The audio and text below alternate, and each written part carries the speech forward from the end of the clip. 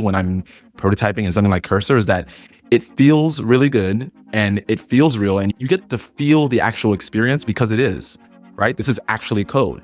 And when I click that, when I build these things out in Cursor, the search already works too. These things work. I'm actually in agent mode right now in Cursor.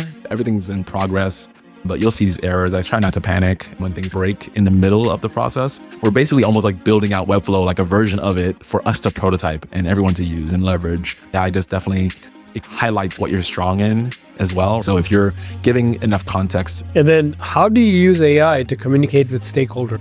Yeah, so I mentioned the dictation tool that I'm using.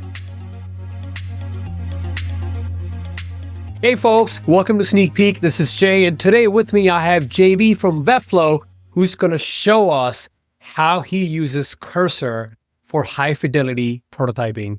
JB, super stoked to have you on Sneak Peek. This has been a very highly requested topic from the Sneak Peek design community. Hey Jay, yeah, super excited to share this. Yeah, we're loving it over here. Before we even go and see how you're using Cursor for prototyping and stuff, can you show us the before, like before Cursor, what was your old process like? Yeah, so using Figma as a tool of choice, static mocks, typically I have approached like basically creating like designs, exploring, and only staying in here, and then basically graduating some static mocks into creating prototypes, for example. So in here, I was prototyping these like chips. Essentially, what we're trying to do is like model like the interactions and how we expect this to work on the web. With this and using like the prototyping tool, there's obviously some limits, but it's definitely helpful to communicate basically what the expectations are and be able to have click interactions to say, okay, cool, once I click, this happens. If I unclick stuff, like what are the sort of expectations as you navigate these specific flows? That's kind of like the typical Figma static mock to prototyping workflow. And yeah, it's definitely been evolving and we're excited what Cursor has been able to unlock for us. Now, before we go into the after, which is the Cursor workflow, this is the old flow. What were the limitations with this flow? Yeah, that's a great one. One thing that it's like super tiny, but it's like super frustrating. And I've actually been frustrated about this for years. So with Figma, with static mocks and doing the noodles and prototyping, they try their best to really like help you model and simulate the behavior of web applications, but there's definitely some limits and you're at the mercy of the tool to like really be able to do specific type of prototypes. So something simple here that is like not noticeable that I'm trying to get, what I was trying to achieve here is like this entire thing is clickable, the entire tag, but I actually put the hover effect of these tooltip on the body, but then the icon itself is actually the only clickable part. Since you can't have something that is both clickable and have a hover effect at the same time in Figma. So that's a limitation of the tool. And on the web, you can totally do that. So that's basically like these types of frustrations and things. There's like these limits and you hit these ceilings, especially when you get to a level of complexity, doing like bulk interactions and actions. Like I'm prototyping just kind of one thing here. I have to specifically designate, okay, this is the one checkbox that I'm able to do. Obviously I can do more, but it'll take more time. And any permutation of having different checks and showing how this might change in real time is going to take a ton of work. There's things with like variables and things that Figma has implemented that can help you make some kind of smarter things in here as well. But there's like just so much like scaffolding thing to build up. And for me, honestly, it's just like, man, I just wish I could just do this in code. And as someone is not technical, I'm stuck with just using this tool to do that. So that's like the kind of before and the limitations and what we were left with, and that left much to be desired, frankly. What does the after look like? What does your flow look like with Cursor? If you can just get like a preview. Yeah, sure. So with Cursor, I basically brought this whole kind of interaction back here, and I talked to you about having an interaction and on a tag, for example, showing click and hover targets. So I'm doing three types of things all at once here, right? So there's a hover sort of change stylistically on this tag. I'm also showing the tooltip, but the entire tag itself is also clickable. So already like this micro interaction and how I expected it to function, that to me feels good. And that's the thing that I keep coming back to when I'm prototyping in something like Cursor, is that it feels really good and it feels real, and you get to feel the actual experience because it is, right? This is actually code. And when I click that, when I build these things out in Cursor, like I'm getting all these like things for free, essentially. Like it tries to approximate any kind of UI you bring into it, but it does things like these inputs, they work. And a lot of times when I do things with like tables and inputs, the search already works too. These things work. And I can start clicking around and start doing things, and you can see things start changing in real time. And I can do whatever variation. I can do like bulk actions, and things just work. So it moves from trying to simulate what's on the web, like you're drawing basically and trying to like manually say, okay, when this happens, like here's state A, here's state B, to like this dynamic and interaction rich experience, because you're designing in the medium essentially, right? You're using the tools and the power of the web, and that comes with a lot of powerful tools, right? So that's kind of been the unlock of being able to work directly in the browser, essentially through the agent, and make and create these rich experiences. You start to think about these kind of things that you've never thought about before as you're exploring. So when I first brought this in, for example, it like used to focus on this X button. So sometimes it'll still do random things, but then you're just like, what that actually made me curious about is like, what actually should it focus on?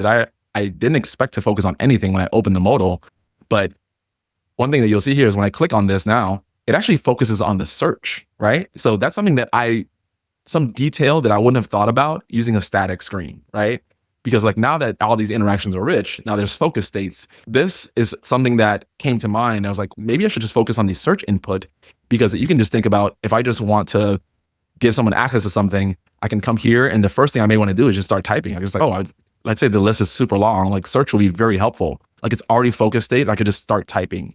And then also, of course, alternatively, I'm just going to start clicking around. That type of interaction is not something that I would have like thought about that detail in a Figma mock and even in a Figma prototype. So I'm busy trying to battle the prototype and make it do like this specific action. That time could be better spent honing in on these specific details when things like inputs, and you have to simulate like typing or clicking or all this kind of stuff. Like when all that stuff just comes with it because it just works, you're free to think about these other interaction details and its richness in the experience itself. You're able to like work through those things. That's what gives you like more unlocks to think about these higher leverage opportunities as you're working through it. Makes sense. Do you directly start designing in Cursor, or do you first do some initial designs in Figma and then paste them in Cursor? How do you go about it when you work on a new project? Yeah, it's a great question. One thing that I will say is that there is definitely a bar for kind of getting started in terms of if you are already on a product team, you have an established product, you have to build the scaffolding and create the template of what your product is, like the current state. I mean, that's an option, but that's kind of how we like to work. So we can simulate what the experience is like. In something like Webflow, all this Chrome, essentially like the kind of application UI, this is like the dashboard experience, the kind of main general like all sites page, the Webflow page. If I go here, so this is like the kind of Webflow designer UI, right? So we have this in a repository, and essentially this entire thing exists already in a repository that anyone can like clone and get started. What I added was basically like, hey, I want to be able to have a user switcher, for example, right? If I'm a specific type of user, a designer, for example, I get a different like UX experience than like someone who's a content editor. They get a more dialed down experience. It's more focused on content changes. But how I typically start is we have this like template. So we have like basically the Webflow designer, and it gives you all of this. And I'm prototyping on top of it, right? So wait, everything here is clickable? Like if you change the minimum width, is it oh my God. It's like the real thing. Yeah. So it's pretty crazy. Yeah. So you can actually like type and like use God. Yeah. So we're trying to basically like model exactly how the canvas works. So, and Webflow is a very, I wouldn't say complicated product, but there's so many parts that intertwine with each other. We have CMS, we have the canvas designer, we have the dashboard, we have what I work in with access controls. And why was this important for me to have the user switcher is that like basically each different user has only specific permissions, for example. But back to your question is like where I start, it's like I can start in Cursor and just like prototype on top of what already exists. Like we have the site access table. It's like where mainly the product lives right now, like for access control. I just basically add this column, like the CMS access. This is the new thing, right? It's add a new column. I just talk to the agent, and I'm using patterns like, this is the tag component. So we have all of our components styled to our design system already in this repository. We have the cursor rules that talk about, hey, when you're designing any sort of like section or table or whatever, use our components. So we have our components already on this repository. So there's a lot of enablement that occurred prior to me being able to leverage this and prototype on top of it and create like these net new features. But I typically will start in Figma and like maybe grab like this modal, for example, and just the frame of it and basically bring it into Cursor and say, okay, like I want to basically, once I click this, open this modal, and basically using Figma MCP, that brings it in. And Did we try it? yeah, let's try it actually. Let's do see. I was like, what if you wanted to add a separate column to that table with date? Like when anybody got permission, the date or something, or whatever changes you want to make. That's an interesting one. Actually, yeah, let's try that. Actually, and this is another tool that I'm using as well. I like to use dictation. Like I have this thing called Aqua, which is like a AI dictation tool. I like to actually just talk to the agent versus like typing. I just mapped it to my keyboard key, and at the bottom here, this comes up, and as I'm talking, it will basically dictate that into the box. But yeah, so let's add like a new column. So let's say on the site access page, after the CMS access column, add a new column for last active to indicate when the user was last active on the site. So I just added this, and I'm actually in agent mode right now in Cursor. And what agent mode allows you to do is basically if I hit like Shift Tab, I can actually change this from just executing the plan to like basically just plan first. So there's like different, depending on the complexity of the level of like interaction or thing I'm trying to build out, I may do plan mode, but for the sake of this, I think this might be a pretty straightforward one. I'll just switch to agent mode, which is gonna just do the thing versus plan it out first. So let's just see what happens. So this is the future right here. Like in the past, you would have to go to Figma, get some mocks, add the table there, get the spacing right, and the Cursor is making the updates as we speak right now. It's unbelievable. yeah. So what Cursor is doing is thinking, right? It's reading through everything and looking at the relevant components and is looking at the relevant page. It created some to-dos and say, hey, I'm going to add this last active field. So it tries to like reason around like what your intent is. And that's what essentially it's going to do. It's kind of, hey, here's what this user intends to do. Here's the things that are relevant. Even if you roughly describe what you're talking about, it'll get the accurate component names, the actual things that you're trying to like actually touch. Like it says, hey, this is like last active column to the table. It's getting all the relevant files and making those changes. Right now I have a terminal open, but this is like all the changes happening. And you see these diffs, right? So this is something very technical that's happening right now, but I don't typically like to use that. I like to stay in like agent mode to see what it does. But essentially like this is going to give you like what changes that it made in last active. Let's see. So I'm not seeing anything right now. So let's see what we can do here. So let me just refresh the page. Let me see if anything changed at all here. Oh, so we have an issue actually. Let's see. So state loaded from storage. All right. So usually when these things happen, I'll copy what the error is and just paste it in and kind of let it figure it out. So these are the types of things that, yeah, these things happen like every once in a while. And then, okay, so here we go. All right. So we have actually the last active column, and here it is. Yeah. Here's something interesting that it did. I added these like hover states to the headers to describe basically what that column. So I didn't tell it to do that, but because it already saw this pattern, what I'm assuming happens, it sort of just does it by itself. So these are the types of things that like, I just wanted this one task done and it like did something else that like was in line with something that makes sense. So I'm going to restart this, refresh this page again. So but let's be honest, like it took you like less than 5 minutes to get this literally small feature enhancement that we just talked about. If you had to do the same thing in Figma, it would have taken a little bit longer, is all I'm going to say. Exactly. So I don't have to go there and copy paste like a whole bunch of things and try to like create like different, I don't know, these different numbers and type them all pretty differently. So there is some like AI tools Figma has now to help you simulate that. But at the end of the day, the output of what you get is like a much richer experience, and you can continuously build on top of it versus maintaining a static file. It seems like it's working through some error right now. But yeah, we saw that basically you just get like this sort of like rich experience, and like it's, I don't know, to me, it's like magic. It just feels like magic because I'm touching the actual like web itself. I'm designing in the medium. To me, that's like transformational. And it takes me back to like when I was like drawing is kind of how I started my creative journey. And like I have this direct relationship with what I'm creating. So I think it feels a lot like that. Like I'm going back to those kind of roots in a way, right? It's like a different medium instead. If I asked you to do the same change in Figma right now, how would you do it? I actually trying to like do a benchmarking and time you. Okay, it took you like less than 5 minutes. If you have to like even get like somewhat similar thing in Figma, how would you go about doing it?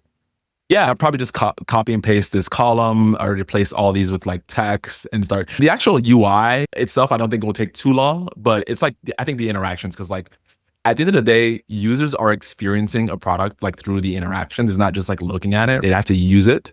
So I think like when you start to add like at a certain level of like complexity and like interactions that are happening, you start to lose the value of what you were prototyping or trying to create. Like an a static tool goes lower and lower as you go up the stack of like complexity and like trying to model these interactions. So the UI part I think is relatively easy, like in static tools. I think it's kind of like when you start to add interactivity is that when you start to like, you know, it's almost like you start to experience more friction as you try to do more of that. So I think something like this is reflective of, hey, all the tools that you need to actually create these rich experiences already exist. There's nothing proprietary about the web, right? The web like has all the tools. You're just basically leveraging all of it. It already exists out there. So this is unlocking and letting you interface with it in a different way without having an explicit like UI. Chat is kind of what we have today. I think we definitely need some precision tools to do a little bit more things. Because if I wanted to change this text, for example,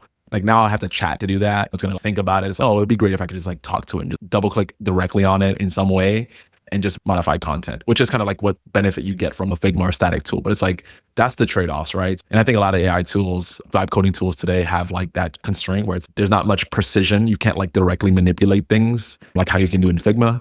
But that trade-off is you get these really rich interactive experiences, dynamic, just end-to-end flows that like you could probably never do in a straight static tool. I also noticed that you talk to AI instead of typing out all the prompts. Why is that? To me, it's just faster. I'm actually using this voice dictation like AI tool for even beyond just like using this agentic, like talking to the agent itself. And sometimes I might just ramble, right? So I might want like a pretty robust experience. I don't know. And I could just like, and usually I spin up a new agent too. So these are all agents here, right? This is actually one right here is awaiting review, but like I'll spin up a new one and if I want something like pretty robust, or maybe I think it's complex, or let's just try this here.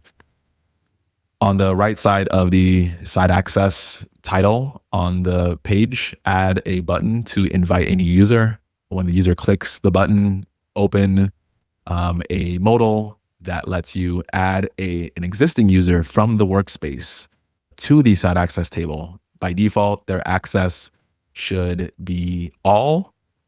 And yeah, I just would talk and I'll do that. And I think it's just beneficial for me to just go through that because it's a lot faster for me to just talk. I think this is more natural. And I think by the nature of having this chat agent, like I think the way we're communicating with it, like typing is like, obviously, so you're a strong typer, that's obviously fine. I'm not one particularly, and I misspell things a lot. And talking just feels natural to me. So and the fact that I've mapped it to my keyboard key, the command key on the right side, that also like just speeds up my workflow. And something like this, I would just like ramble about something and then I would just add it here as a plan. And I let the AI help me work around what I'm trying to get at. And this one's going to create an first, and we can like just talk through it. I can even like, look at the plan itself, and we're almost like collaborating in a sense. So I think that's one of the benefits of why I talk to it. Like sometimes it's just a quick thing. Sometimes it's like something that's more verbose and I need to plan and think about it a little bit. That's like one of the reasons why I love to do that. And so right now it's just like reading things first to get more context. And then it's going to give me a plan about, hey, what are we going to do about this? And yeah, it's kind of okay. Oh, so this is an interesting thing I found is that also it'll ask follow-up questions, right? Oh, wow. Where do the existing, so it like gives you like, it's trying to clarify like what you mean by certain things, because I asked for a lot here. And if it just went ahead and executed all of it, like without having the right context, it could have done a lot of different things that I didn't want. And I think one of the frustrating things about working with AI is if it like just goes and changes a bunch of things that you didn't mean or you didn't actually want them to change, then you like end up having to redo a lot of things and you're starting over. So I think the planning thing is like helpful so you can be a little bit more intentional. And accurate with your request. So I think something like this is really helpful. And Is that because you've set up specific cursor rules that ask it to always ask follow-up questions, or is it just default? this is by default. And this is a new feature, I believe, like this agent mode and plan. I think it's pretty new because usually I remember I was using cursor some few versions back without this, and it used to just do things and not prompt me first. Oh, did you mean this or did you mean that? It doesn't happen all the time, even in this new one. But when I've asked for a lot of things, like there's room for interpretation. So I like that it's actually asking for more clarifying thing because it seems to recognize that this could potentially go very wrong if I'm like asking for something that it might not be too sure of. And then I also noticed that you had a bunch of agents that you use. Anytime you do some new kind of query or some update, you spin up a new agent. So if you go back to that agent view, why do you spin up a new agent? Why not just have one agent and keep on having it do everything here as part of the project? Yeah. I think one of the main reasons why is I like to, if you remember when we looked at the Figma file, right? It's very organized and the kind of, maybe there's these top themes or things that I was like focused on in those specific pages. And I kind of like to treat this the same way. So there's like specific that have happened that I scope to one agent to do. And also when I'm done with specific tasks, like for example, this last one we were doing, like I want to keep the changes that we made, maybe, right? So let's just keep them. And then I'm like, commit changes. So this is like almost like a workflow thing where it's okay, this is the thing that we did. And then it's going to send these changes to like my remote GitHub repository and say, here's all the things that we changed. And it's very scoped. Versus having a long running agent that did a bunch of things, I could have 20, 30 different types of things that have that are touching very different parts of the UI. And it's easier for me to like reference back about what happened in a certain place and maybe roll back some of the things. So I think it's one, a workflow thing, but then also an organization thing. And I think when everything is more organized and neatly scoped to specific agents, it's just easier to like do everything. If I say, hey, what we did in this last one, can we like roll back that one or use what we did here in this other one? And there's different commits and things associated. And these are like Git terms and terminology. And these are things that I've learned just from using this. I've never understood type of concepts. I never kind of really had to. It was like, oh, there's like create a PR. Like I can actually, push this to the kind of main. So I'm working on a branch right now and I can create a PR, like push this to the main one. The language of software development as well is like also something I'm learning as I'm like using these things. And I'm like, this is like the housekeeping stuff that I've learned as I'm like working instead of like using just one agent, or I think it's like a chat in the other interface here. So just like a regular chat versus an agent. It's like a housekeeping thing that I'm learning, and like the language of how software development works and how those workflows, I'm learning how that helps with versioning and also just like keeping things tightly scoped, having specific commit messages that are like very descriptive about what changed. So if I want to go back to something or incorporate something from another branch, like everything is kind of like in a specific place, right? Do you feel that if you had not split all the different updates you made to this page into different agents as you're showing here, then troubleshooting or reverting back to a previous version would have been different if we just had one agent do all these changes? Yes. And I've already experienced that when I first got started with this. Like I was working with like one chat and I did 2 days worth of stuff like all in one chat. And I wanted to revert back to a thing, but it's like, man, there's like these 20 other things that I did after it that I don't want to revert back to, that I actually want to keep. So so I think it's workflow wise, it's just much cleaner and it's just much easier to work that way.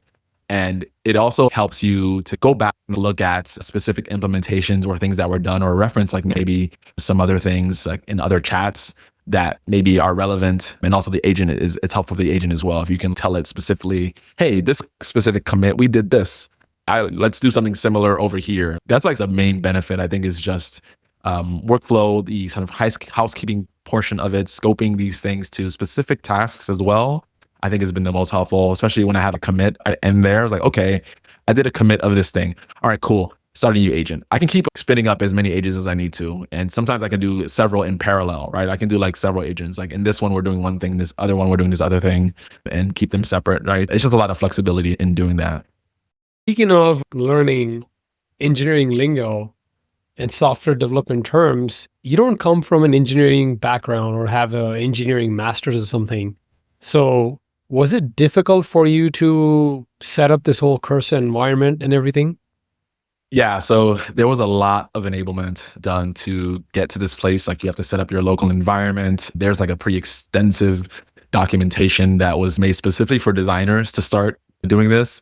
And yeah, it was difficult to get started plugging into our repository because the main benefit of doing all that, right, is so they can get something like this template and get started and building on top of it versus starting from scratch and just like doing some random thing with, I don't know, ShadCN, I think is maybe the thing that it uses by default or something. So all that scaffolding in the beginning, like it was definitely very high friction.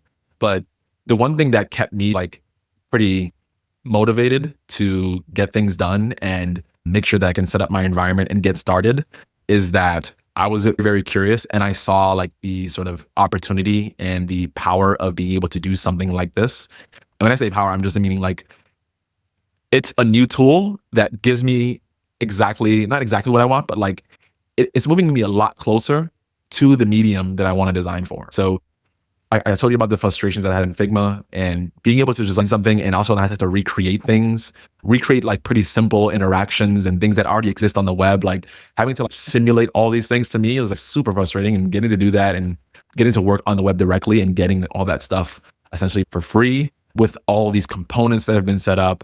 That's like why I was like super motivated to get this set up. Like I even would on weekends make sure that I can like work out my whole setup and get things to function correctly. We even had something called Webflow Cloud, which is a app development deployment, like hosting environment that you can deploy your apps, which I can like basically deploy this to the web and share it to anyone. We do that as well for like sharing with stakeholders internally, like some of these prototypes, like even that piece, like there's another technical like things that you have to do there with like your base path and mount paths and making sure that you're authenticated to GitHub and make sure you're calling the right repository. And How long did that process take, like the whole setup with cursor? Maybe 1 week, 1 day, or maybe a little bit longer? definitely not one day. I'd say probably took me like a little less than a week. I spent like definitely a good portion of my weekend, like making sure that trying to get it to work. So how has your shipping speed increased, like roughly compared to before when you were just using Figma on a project for the whole start to finish, handoff, and now you're also using cursor? Do you notice some kind of time difference? Like before it would take you maybe 3 weeks, now it's maybe 2 weeks or lesser? So I would say I'm doing something very different, or at least I'm exploring very different avenues like in Cursor versus like when I was in Figma. And I wouldn't say you get like a speed benefit in terms of, oh, I'm like iterating or exploring different things like faster. I do quite a bit of iterating still in Figma, and I would bring it into Cursor once I feel like, hey, I want to make this interactive. Like I had static stuff and screens, like I'm still starting in Figma if it's maybe like net new or a new surface, but Cursor allows you to like the process of prototyping itself. I think that is like definitely sped up like to the max. Like I think just the fact that you get all this like sort of interactivity out the box, and then you can like layer on all these other different complex interactions and dynamic content and things that talk to each other bidirectionally. For example, if I do something in here, for example, like this person's role changes and I go to the Webflow dashboard and so I have this person here and I say, okay, cool. I want Mackenzie. See, they're a designer now. Before they were just a content editor, and I've updated their site access. So the site access table, like these things are talking to each other, but their permissions are still gated by this other thing on the site access table, which says they can only view certain things. So this type of stuff right here, these interactions, like this would take me more time to do in Figma to like kind of prototype all that stuff out. So the actual richness of the interactions, like those pieces themselves, I'd say that part of the process has sped up, but I'm still doing some static mocks and bringing them in if I need to into Cursor. Oh my God, that's amazing. And then do you use any add-on tools or something to enhance your Cursor workflow? Anything on top of Cursor? Yeah, so I mentioned Figma MCP, which just lets you like paste in something in Figma. So if you, for example, I am using Figma. So let's say if I want to bring in something here, for example, this toolbar, and I want to basically bring it into Cursor using Figma MCP, basically would copy this link to this section and let's say add this to the top. Let's add this to the top of the canvas on the designer. And you basically just paste in that and actually canvas TSX. So Even learning like what the actual components and things are in the platform is something you just get by just naturally as you start to use it. This is like one of the types of things that just the more context you give to these agents, the better job it does. And this is just one way, right? So you have MCP, we have Figma MCP. Another one here is actually called Chrome Dev Tools. Like they just released an MCP, which gives Cursor basically eyes into the browser, and it can actually like test things and verify things. And basically it can, one of the things that I found very difficult that happens in Cursor is that it'll tell you like, hey, I just implemented this thing that you said. And you look at it and you're just like, wait, that's not it. That's not correct. And it's, oh, you're right. It's like, it sometimes gaslights you because it actually it's not able to actually look at the browser and see the implementation. It does some things and like assumes that things are working correctly, but things like Chrome DevTools actually allows it to actually go into the browser, take screenshots, and actually perform the task and verify the results themselves. So these MCP tools, I think, is like one of those ways to get more context. And then there's another one here called Stagewise. I don't know if you've noticed this floating thing in the bottom here, which is, so Stagewise is basically a tool that lets you, I talked about like directly manipulating the contents of the screen, but this doesn't let you manipulate it. But what it does is it lets you directly like reference what's on the screen. So if I use, like I start a chat here, let's start a new chat, and I can say, let's turn this drop down into a ghost button. So I just like point at it and just like say, let's do it like this. I'm just referring to it as this versus saying, oh, on the site access page and on the role column, choose this specific button. So what it does is basically I can send this, and what that should do is actually send it to Cursor. So here it is here. And what it does is like, it actually knows like specifically what that is. You saw that I pasted in here and now it's saying this user want to turn this drop down. It knows exactly what it was because it actually knows what the code is and it actually describes it to the agent exactly. And it's not like really trying to think about what I mean. It actually knows exactly what I mean because like I referenced it. So I think it's using the inspector in some way and like showing the exact routes and paths that this thing exists on. So that's another tool that's really been helpful. And I think it gets a little bit closer. And I think some of the vibe coding tools also do something similar where you can like directly like print the thing that you want to change on the screen. So that's also been helpful. I think this one has been definitely helpful for me in the beginning a lot. I'm actually relying on it less as Cursor has gotten better. It makes less mistakes if I just talk about especially what I want. We got some more build errors. But I think the point is that the more context you can give it, basically the more accurate and more precise it can be. So that's basically the tools that I've been leveraging to help with the context and give it just more tools to be able to like verify its work, to also reference and know exactly what I'm talking about. That's the kind of main benefit of these tools. Now with the Figma MCP, did it finish making that update? Yeah, so let's check that out actually. So I'm going back to, you didn't hear. It's actually still working actually. So let's see, icon component already handles sizing. Okay, toolbar. Let's see what's happening here. So it's definitely still working here. I'm just letting it cook. So the agent basically does things, and as it goes through it, it like sometimes things will kind of error out, and it's like removing things and adding things, and it knows it's not done, and everything's in progress. But you'll see these errors. I try not to panic when things break in the middle of the process, but at the end of it, it'll check and say, okay, cool, I've done all these things. So I think it's like trying to end now. So let's go to the designer, see what it did.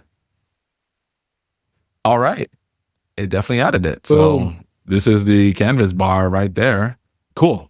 So it seems to have implemented it pretty good. I mean, the kind of colors, the size. So this is pretty good. There's some small tweaks I would make here, but it gets you like 90% of the way there with Figma MCP. So this is, and everything here is being built, and we're also still building on the template itself and contributing back to it. Like the other day I took out a branch from the main template that everyone uses and submitted like some more updates to add some other pages. We're basically almost like building out Webflow, like a version of it for us to prototype and everyone to use and leverage. This right here is a new sort of like thing that we have now in the product. So I'm adding it here, and then we would merge this back into the main repo of the template, and then someone else can basically use it. They don't have to rebuild it. This is like not a net new part of the product. So that's kind of like the future I see, is like basically us always like having these updated these templates. Everyone can like leverage it. And then also I think the next step is also adding richer interactions so that you can start prototyping, experiencing interoperability between things. I mentioned to you how CMS and Access, like there's a big interop there. Everything here has to like work directly with everything that's happening on the site access page here. Based on what somebody's access is here, that should directly be reflected back in another section. Question. Yeah. For the Figma MCP thing that we just did with that demo, Yeah. I'm curious to know that it took your section, put that in, the cursor did that, but did it also add the interactivity, like the 3 buttons? Is the drop-down functioning? Is the hover effect there?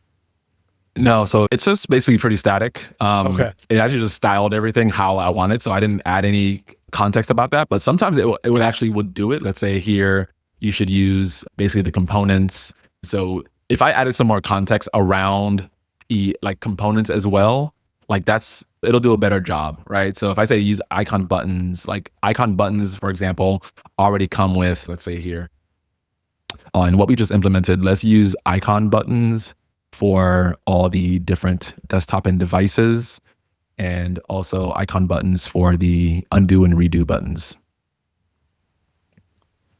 So I'm saying icon buttons here, and then I will use icon button component here. So you see this is using our components here from our Spring design system.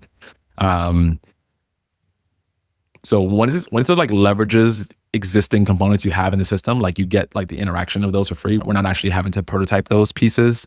But if you just bring in the screen or the frame directly from Figma and using MCP, and then in addition to that request of saying use this, and then also saying here's the specific buttons that it's using and do these things, it'll definitely add those interactivity elements as well. And you can also layer on some functionality. Let's say if I make changes as well, the undo redo buttons would also like function as well on the canvas. So I could have added more, but yeah, so it's just based on how much context you want to give it at the beginning. But I try to build out things step by step, kind of just start with the UI, make sure everything like looks fine, like the static actually UI itself, before I start adding like too many other layers, because then if I have multiple problems, then I have to kind of focus on each different ones.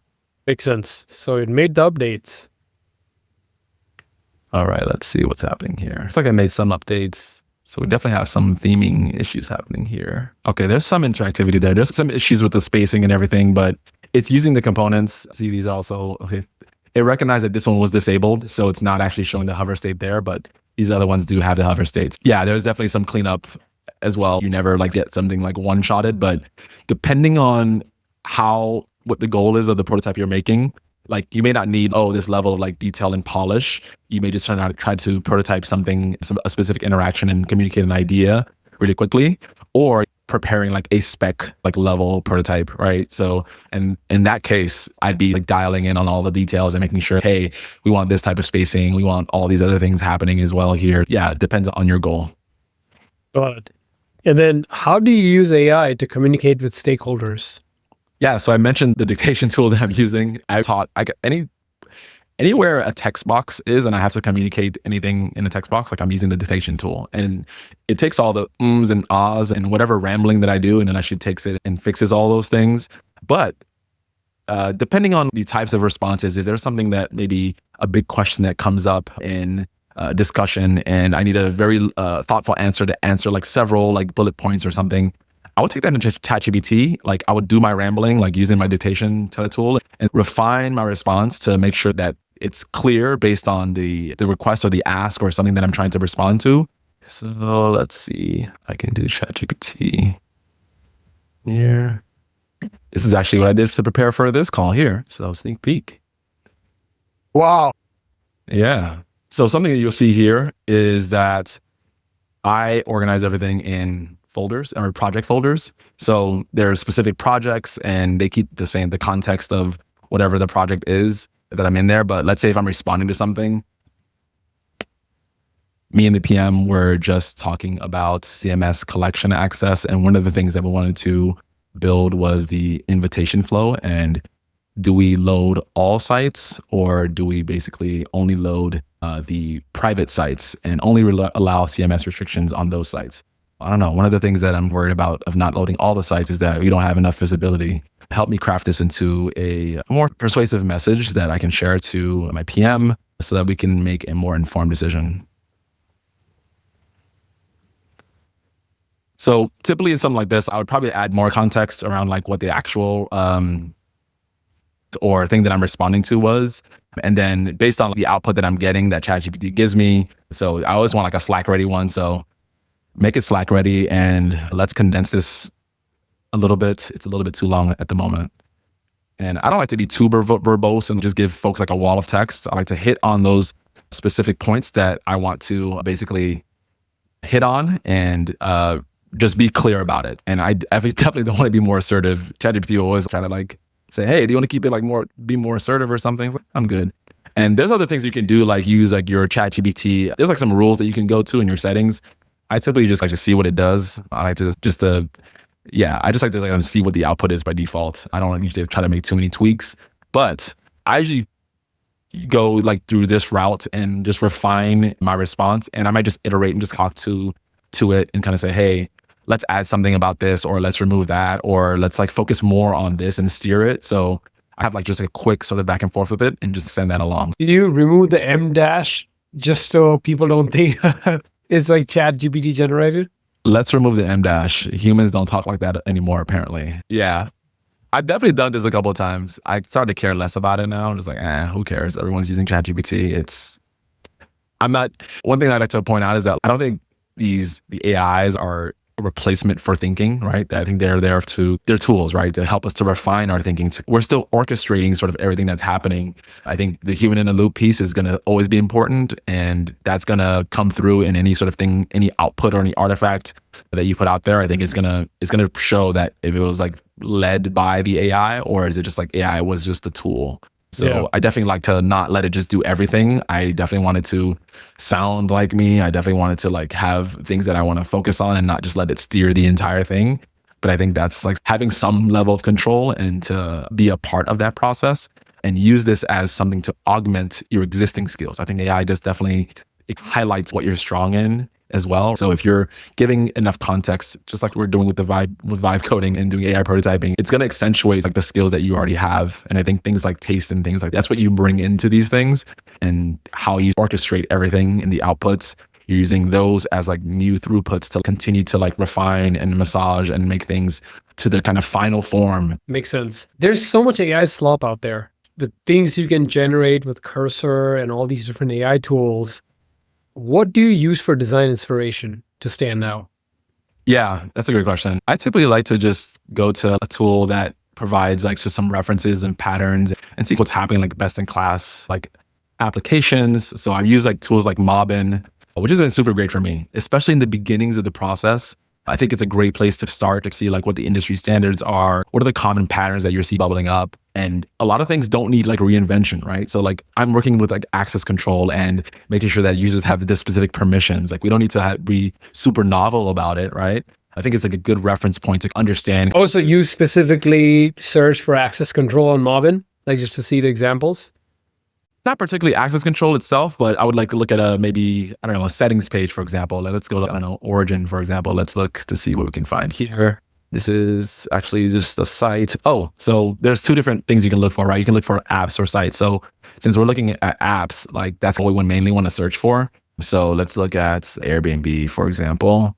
And what is great about this is that everything is like organized really well. We have like specific flows. You can look at UI elements. So this has been super helpful. Like I think this right here is like gold. You can just go to like specific places and say, hey, I'm looking for something maybe in like details about something like a card detail, or so everything here is specific to Airbnb, obviously, but let's go to something like account settings. So this is the place that I live, right? Deactivation account, privacy, personal data. You can kind of look at these patterns, and if I just look at one, for example, I'm like, okay, cool. We're seeing like a left-hand side navigation. We have our main navigation of our application, but what I'm most interested in is the pattern for how they're organizing and looking at basically different sections of different controls. We have toggles here and you can go through each of these sections. Some of them have like deeper nesting happening. So it gives you like just some reference point into different types of patterns that are in like best in class software. And it's something that we use for doing competitive analysis, maybe if we were looking at certain competitors, or if we just want to look at specific patterns to add or to get inspiration from. And I think it's also important to know like when to deviate. You can look at these things and say, I think that works well here in this context. But if I like bring this in Webflow, for example, I don't know that it works well here because we have all these other like factors and variables that are included. So it helps as like a jumping off point for getting inspiration, and also just ways to jumpstart your thinking. So versus starting from like a blank canvas. This is amazing. So you recommend designers get a Mobbin subscription? Oh, absolutely. I think the addition of sites has been like, or applications on both iOS and web. I think this is a product designer, just having a repository and a place to look at all these different patterns and be able to study them and understand what makes good design. I think this has been like really helpful. At least early in my career, I started using Mobbin a long time ago. I remember seeing sites. I used to do websites as well for freelance, and I used to reference this a lot. But now in my professional working at a company, using application references and looking at these different patterns has definitely been helpful in my process. JB, as you wrap up, if a designer or anybody watching this video asked you, how is AI changing the way you design? What would you tell them, JB? I think we're in a place right now where we're just like, everyone's like figuring it out. And there are teams that are like sprinting like headfirst into AI design and even letting folks ship code directly to their front end products. What I think it's doing right now for the industry is it's raising like the bar in like the craft.